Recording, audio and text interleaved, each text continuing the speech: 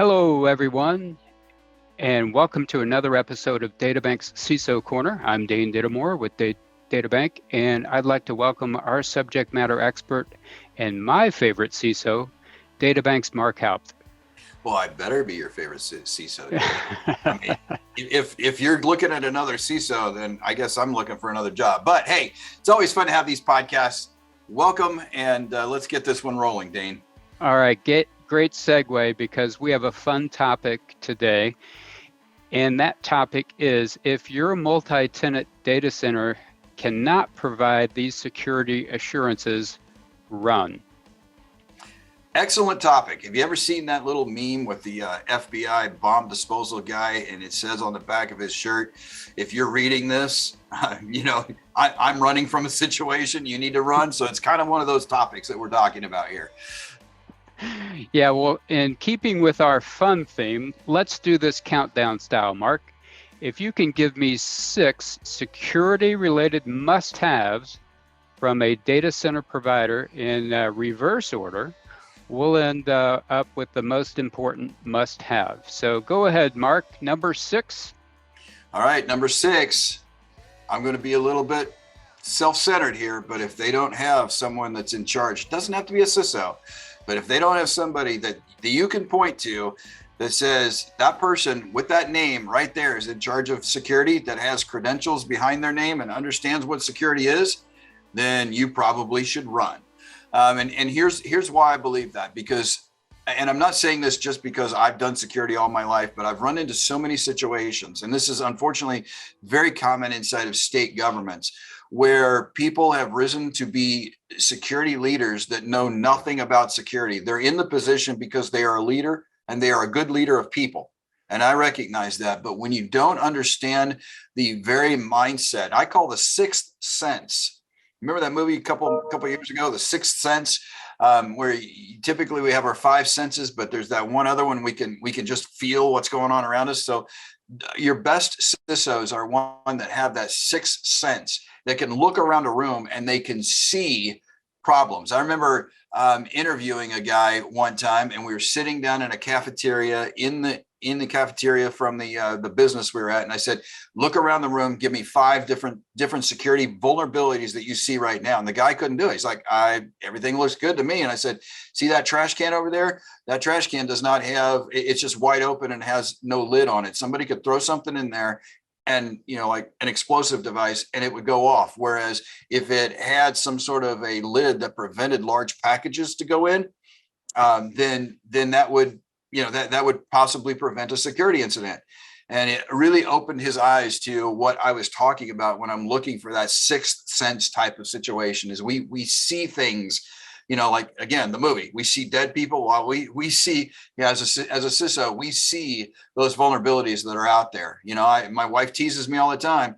She's learned after 25 years that she never makes me sit with my back to the door in a restaurant. And that's because I need to see everybody that's coming in and what's going on, and my eyes head on a swivel type of thing. So that's number 6. You want me to go to 5?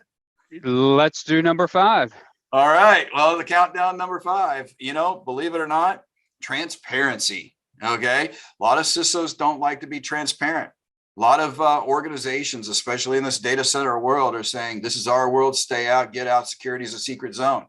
I take a different approach. I take transparency as an important piece of conducting business, and get this, a piece that makes us better. Because if I'm transparent on what's going on, whether it's our failures, whether it's our successes, whatever it is, if someone has a different opinion and I'm willing to listen to that opinion or thought process that they have, or I'm willing to listen to what they bring to the table based upon the transparency that I've provided, then it could make my security program better. Because after sitting in this chair for 7.5 years and not being in another company, or not always having other influences, sometimes it's good to get those other influences. And the only way you can get to that level of having that type of conversation is transparency. All right. Understood. Number Number 6 4. and 5. Number 4.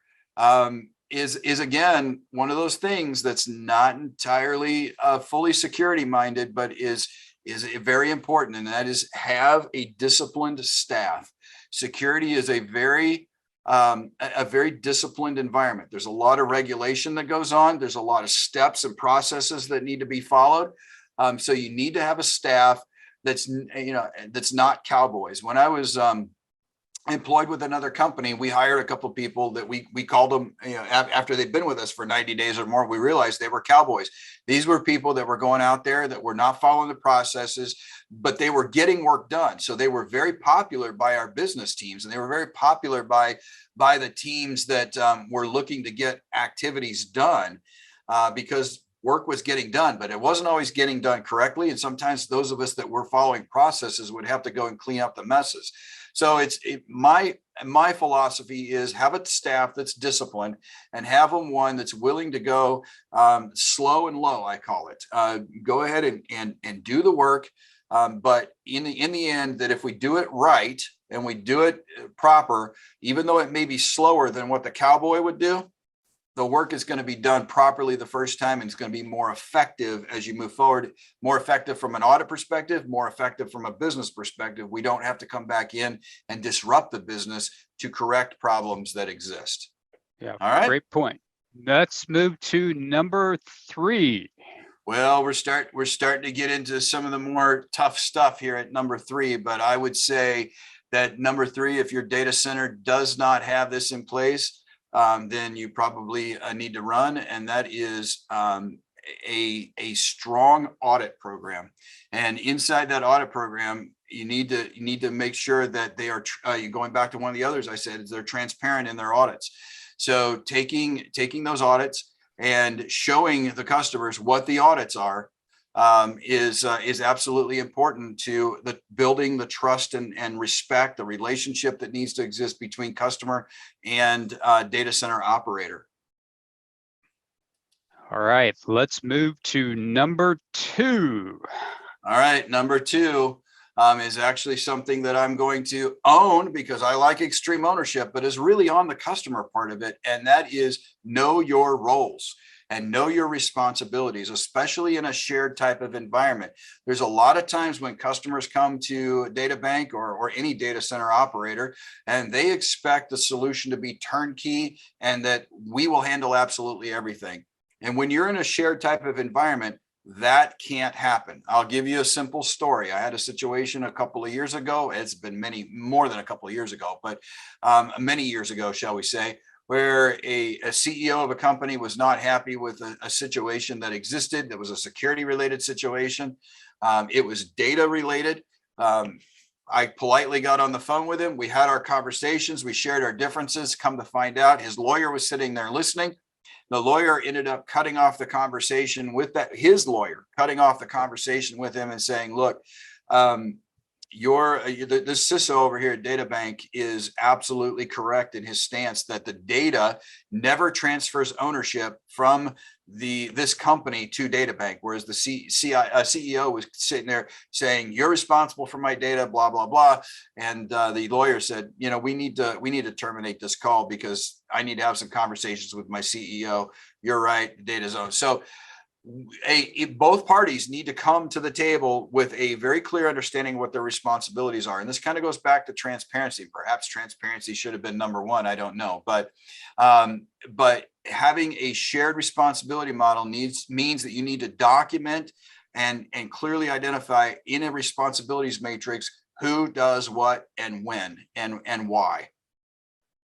Awesome. So let's move to the number 1 security related must-haves, and take it from here. Take it from here. So the number 1 security must-have is my big pet peeve: don't do checkbox security. Too many, not just data center providers, but too many service providers in general. Unfortunately, too many of our customers look at security as a checkbox type of environment. Yeah, just put that software on there. I'm not going to monitor it. I don't care what it does. Just put it on there so I can get over here to this other customer down the line and say that it's there. Okay, these systems And security in general does not operate in a vacuum, and it doesn't operate on its own. I don't care whether it's physical security or whether it's cybersecurity, personnel security, somewhere in between. These are living and breathing organisms. And I know I'm taking a little too far there, but they're living and breathing scenarios in the sense that you must care and feed for security. You cannot just plug something in and say, everything's going to be fine, because at some point what's going to happen is you're going to come back, you're going to find out you've been hacked, and you're going to sit there after the typical 271 days and find something that's in there. And then you're going to immediately go back to that item 2, and you're going to try and blame somebody else for the failure that existed in monitoring the systems and maintaining the systems and feeding the systems. So this is kind of the reason it's number 1 is because it's kind of a culmination of all of them. Have security professionals in place, have a good CISO in place, have transparency, have responsibility matrix. You bring this to the top and you make sure that you care and feed for all of your systems. I'll give you one example where that wasn't done, and we had a huge spike worldwide, internationally, in cyber activities was right at the beginning of COVID in March to June of 2020. We had a situation there where lots of kids were being sent home from school. They didn't have tasks because teachers weren't prepared for 100% remote work. So they're sitting around bored with nothing to do. And then that was one piece of the storm. And then the other piece of the storm is that businesses were sending everybody home. They were used to patching systems manually or doing things manually at systems. Perhaps they have processes that said patching wouldn't occur without people being on site, because if it went down, they wanted to be able to fix it. So they stopped doing patching. And guess what? Those script kiddies that had nothing else to do while the teachers were trying to figure out what to do, they were learning how to attack things and how to hack things. They were hacking the very systems that the businesses were not taking the risk to patch because they were afraid somebody wasn't in the office. And as a result, worldwide, we saw a massive spike in vulnerabilities that were being hit by these script kiddies because of lack of patching and lack of maintenance of security tools and so on and so forth. So understand that security is a living and breathing scenario that you constantly have to feed and constantly have to maintain. And if you do what we call security hygiene, or in more business-like terms, if you do continuous monitoring, then you will be much less much less possibility of being attacked and that attack being successful. You still may be attacked, but the attack will be less successful if you do that. So that's my number 1: continuous monitoring, security hygiene, whatever term you want to use for it, but you must do that. Outstanding. Now, I was taking notes as you were talking through this, and would like to do a quick review for our listeners on Mark Haupt's list of, if your multi-tenant data center provider cannot provide these security assurances, run. Let's go through the list. Number 6 is have someone that is in charge, responsible. That's right. Yep.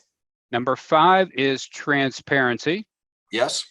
Number 4 is have a disciplined staff. Correct.